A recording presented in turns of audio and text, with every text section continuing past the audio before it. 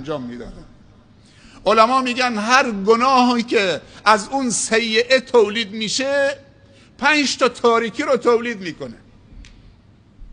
یک، تاریکی و بیرونقی در سیما و چهره. آثار گناه 5 تاست. اول تاریکی در قلب، دوم بیرونقی و بی روح بودن و بی حسن و جمال بودن در صورت. نه هر کسی صورتش سفیده و پوستش سفیده خوشتیپه. مهر و محبت یه چیز دیگه است، حسن و بها و جمال یه چیز دیگه است، رونق صورت یه چیز دیگه است. خداوند گفته سیماهم فی وجوههم من اثر السجود. آثار وضو و سجده تو سیماشون مشخصه. اولین آثار گناه نکته های سیاه در قلب، تاریکی در قلب. پس گناه آدم رو اذیت میکنه، قلب انسان رو تاریک میکنه. وقتی قلبتون نورانی نباشه، اون فرکانس های نورانی، امواج نورانی که کل وجود تو نورانی بکنه، اول سیما تو نورانی بکنه، وجود نداره. اولین آثار گناه تاریکی بر قلب. 2، بیرونقی در صوره و سیما و چهره. 3، نفرت پیش خلق خدا. کی از یه آدم فاسد خوشش میاد؟ حتی اگه فرزندش باشه. از یک فرزند دزد، دیوندوبار، موذی، مضر، فاسد، مفسد، بی تقوا، مواد فروش، ظالم، هیچ پدری خوشش نمیاد.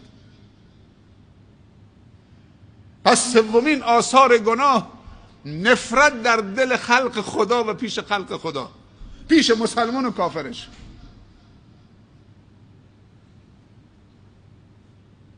داریم میبینیم بعضی از عزیزانمون از ما جدا کردن، معتاد شدن، هیچ کس تحویلشون نمیگیره غیر از زباله دونی. جاشون تو آشغال دونی است، جاشون تو خانه های خرابه است، باید تو زباله ها بچرخن. بعضا بچه های سرمایه دار هم هستن، خانواده دار هستن، پدر و مادر با تقوا هستن، حرمت دارن، احترام دارن تو جامعه. این آثار گناهه. پس اول تاریکی در قلب، دوم بیرونقی در صورت و سیما، سوم نفرت در دل بندگان خدا، چهارم تاریکی در قبر. وقتی زندگی انسان تاریک شد، قبر انسان هم یک زندگیه. انسان 4 تا زندگی داره، یکی تو شکم مادرشه، یکی تو دنیاست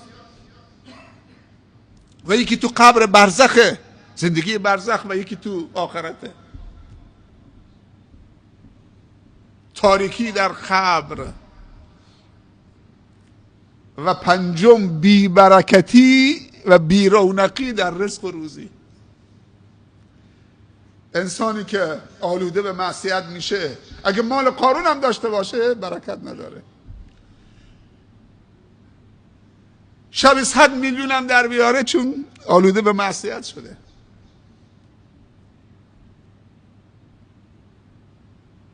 جوانایی داریم که خدا در روزی رو براشون باز کرده، رفته 200 میلیون یه خانه مثلا تو تهران